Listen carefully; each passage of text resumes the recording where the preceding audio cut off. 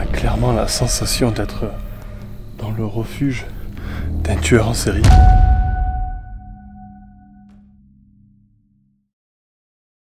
Chaque année, des centaines de personnes perdent le contrôle de leur vie, au point de devenir un danger pour eux-mêmes ou pour leurs proches.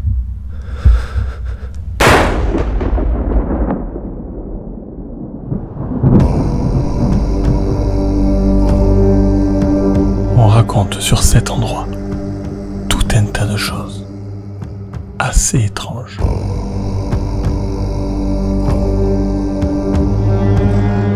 Certains disent que l'homme qui vivait là aurait basculé dans la folie.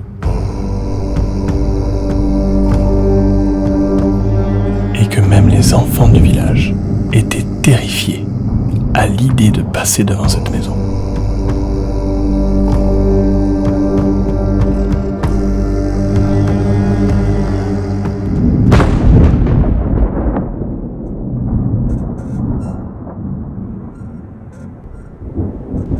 Ce lieu particulièrement glauque, je le connais très bien, pour y avoir été un bon paquet de fois. Et à chaque fois que cela a été possible, j'ai essayé d'interpeller les gens du village passant devant cette maison pour connaître son histoire. Les quelques témoignages que j'ai recueillis allaient tous dans le même sens. Et au vu des réactions que cette maison provoque encore sur les villageois, il va vraiment falloir approfondir la question. La première fois qu'on m'a parlé de ce lieu, on m'a dit « tu verras ». C'est une maison très bizarre, au beau milieu de la forêt. Il faut savoir que pour arriver jusqu'ici, il m'a fallu traverser une vallée encaissée, où même les rayons du soleil ont du mal à se frayer un chemin. Et au bout de cette vallée, on tombe sur un petit village pittoresque, d'où part un petit sentier s'enfonçant dans les bois. Et c'est dans ces bois que l'on tombe sur cette maison terrifiante.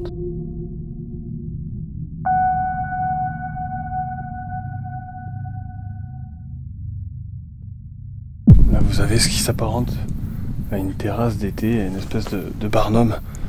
Ceci qui, en dehors de l'aspect glauque que le temps lui a donné, je pense que ça doit être un endroit où on devait y être bien. Vous avez le barbecue qui est juste à côté. Je pense qu'il savait se mettre bien. Mais avouez quand même que le lieu est sacrément flippant. On a clairement la sensation d'être dans le refuge d'un tueur en série.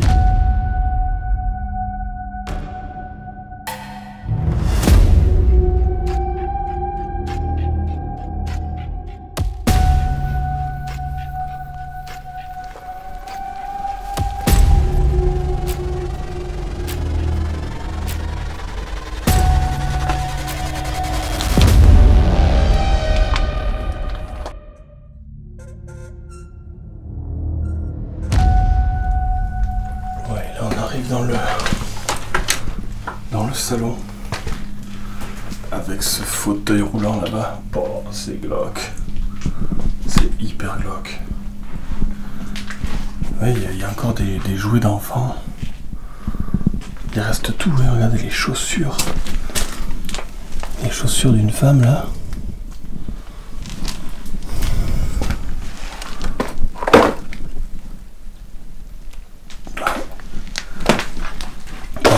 À l'intérieur, c'est dingue, regardez ça. Ça, on dirait que c'est une radio, ouais, FM. Ça fait mal au cœur quand même de voir ces jouets d'enfants. Ouais. Putain. Là, il y a encore tous les documents. Ah ouais. Rappel d'échéance. Et tous les autres documents sur place vont me démontrer que la situation financière de cet homme était plus que critique. Et là, regardez, il y a encore des photos, mais non, ça c'est des photos de magazines. Ça c'est des photos d'ici, ça c'est la rivière qui est juste derrière. C'est un sapin de Noël, mais à l'envers. En tout cas, il fait la gueule. Et il est planté avec une vis, comme vous pouvez le voir. Là, je sais pas ce que vous pensez de ce lieu, mais Je le trouve vraiment très étrange. Et c'est également l'avis de ce couple de promeneurs avec qui j'ai pu discuter lors de ma dernière venue ici. Ils m'ont rapporté une anecdote glaçante. Ce couple habite à peu près à 300 mètres de la maison. Et un soir d'été, alors qu'ils mangeaient sur leur terrasse, ils ont entendu des gémissements d'un homme. Ils n'ont pas réussi à déterminer la nature des cris et ils m'ont dit que c'était entre rire et sanglots. Et ça a duré comme ça une bonne partie de la soirée. Mais apparemment, il lui arrivait également de crier en plein milieu de la nuit. Sans raison valable. Ouais. Guère rassurant tout ça. Tout à l'heure, on avait les chaussures de madame, et là, quoique, il y a un peu des deux là. Vous avez des espèces de... On dirait des chaussures orthopédiques presque. Il y a des couverts. Là, il y a encore des tasses, des verres. Voilà ce qui m'impressionne toujours en urbex. C'est de tomber voilà, sur ces objets que les gens ont posés là. Et qui depuis n'ont plus bougé. Moi, c'est ce qui m'impressionne le plus. Et ouais, c'est une caravane qui servait de pièces en fait. De chambres vraisemblablement. Il y a encore plein d'habits au sol, il y a des vêtements. Il y a des taches un peu cheloues là. Je sais pas ce que c'est. Regardez. Des placards, il y a des sacs. Les placards sont pleins de vêtements. Et ça sent encore le propre. Ça sent encore la lessive. Que ça sente encore la lessive, c'est assez extraordinaire quand même, depuis tout ce temps. Par contre, il y a beaucoup de choses qui ont bougé depuis la dernière fois où on est venu. Là, le lit est en piètre état, il a été pulvérisé, complètement cassé. Le lampadaire aussi. C'est vraiment dommage. Et là, vous avez, regardez, c'est les gâteaux, on appelait ça les gâteaux pour chiens. Vous savez, c'est ceux où il y a les textes écrits dessus. Et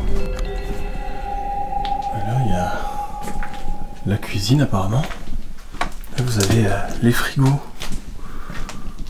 Ça pue. C'est fou qu'après tout ce temps, il reste encore des odeurs de nourriture. Là, le plan de travail, il est dégueulasse. Et là, vous voyez, il y a encore la vaisselle. Il y a encore de la vaisselle comme s'ils étaient partis... Je comprends vraiment pas qu'on puisse partir comme ça d'un coup sans prendre ses affaires, sans faire même la vaisselle, c'est vraiment étrange. Allez, on continue.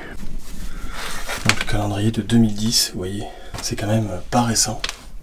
Et moi, cette porte de frigo qui sert de porte battante pour séparer le salon du couloir, je trouve ça génial. Mais aujourd'hui, après cette exploration-là, je vais essayer d'aller à la mairie pour obtenir de plus amples informations en me faisant passer pour un éventuel acquéreur. C'est comme ça que j'obtiens souvent des réponses à mes questions. Et voici quelques-uns des éléments que j'ai pu obtenir. En 2008, une famille est venue s'installer dans cette commune en achetant ce bout de terrain pour une bouchée de pain. En effet, Corinne, Franck, leurs enfants et leurs chiens vont venir s'installer ici, avec une idée en tête. Construire un camping au milieu de nulle part. Mais il s'avère que ce projet, assez charmant sur le papier, va s'avérer être une véritable descente aux enfers. Là, c'est, si je me souviens bien, c'est la salle de bain, non? Eh oui. Regardez, il s'était fait quand même une petite baignoire minuscule. Oh, c'est glauque. Mais il y avait quand même tout le nécessaire, hein. Il y avait quand même de quoi être à l'aise. Il y a les toilettes. Alors là, vous avez encore des frigos. Sûrement qu'ils devaient ici les réparer peut-être. Parce que vous en avez plusieurs. Et on est carrément dans un atelier en fait. Regardez, il y a plein de roulettes, de vannes à gaz. Ouais, c'est clairement le coin bricolage. Là, vous avez un très vieux Walkman. On a connu tous ça. Enfin, tous. Ma génération, en tout cas. Ah oui, c'est vrai. Ah oui, c'est vrai qu'il y a ces deux chambres très originales. Regardez ça. C'était un fourgon, un trafic. qui a été installé là, un trafic aménagé. Bon, tout a été foutu dehors sûrement par des jeunes. Vous voyez, vous avez tous les coussins là-bas. Et ça servait, clairement, ça servait de pièce supplémentaire. C'était une chambre. Ici, vous aviez une porte en tôle. Là, les fameuses toilettes. Et ici, regardez ça. Je la connais très bien, cette chambre. J'y ai même passé une nuit, pour ne rien vous cacher. Ça va, je suis bien. Honnêtement, c'est assez spartiate. Mais il y a cette petite atmosphère douillette. En revanche, Joe, je sais pas dans quelles conditions il va passer sa nuit. Moi, j'ai décidé de me mettre dans celle-ci. Je pense que j'aurai pas trop froid, parce qu'en plus de ça, c'est lui qui a eu le chauffage. Je vous invite d'ailleurs à aller voir la vidéo de Joe. Alors, tout le monde n'y a pas accès puisqu'elle est pour les membres. Mais je sais pas s'il compte pas la passer en public. On verra ça. Mais donc, comme je vous disais, j'ai passé une nuit ici, dans cette chambre. Et je dois vous dire que c'était pas désagréable. Donc voilà pour ce coin chambre. Et alors, regardez la taille de ce couloir. Et c'est un vrai Capharnaüm, il y en a de partout. Des frigos, des lampes, des bidons, de tout. Il y a des cuves là, des cuves de fioul. On a vraiment l'impression d'être dans l'antre d'un tueur en série.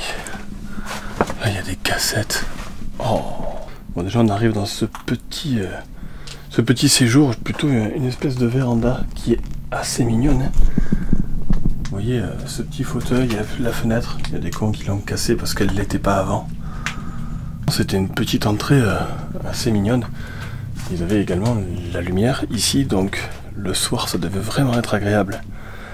Comme je vous dis, aujourd'hui, ce lieu paraît très très glauque. Et il l'est. C'est pas juste une impression. Mais je pense qu'à l'époque, il devait vraiment être agréable à vivre. Pour mener à bien son projet, Frank va commencer à s'endetter. Et cela va créer des tensions irréversibles au sein du couple. Dans le couple, les disputes vont se multiplier et les cris vont résonner dans toute la vallée.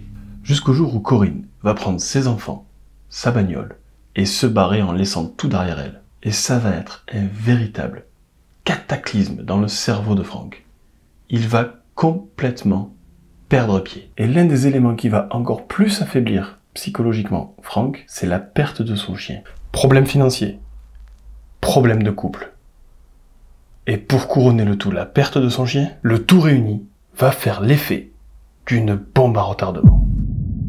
De ce que m'ont dit les villageois, ils ont vu la dégradation psychologique de Frank. Il a apparemment commencé par se renfermer sur lui-même, à marmonner, à parler seul, à avoir un regard troublant, voire même menaçant envers les gens du village. Certains vont même l'entendre crier la nuit, se disputer avec on ne sait qui, partir en sanglots, pleurer. Les gens n'osaient même plus passer devant cette maison.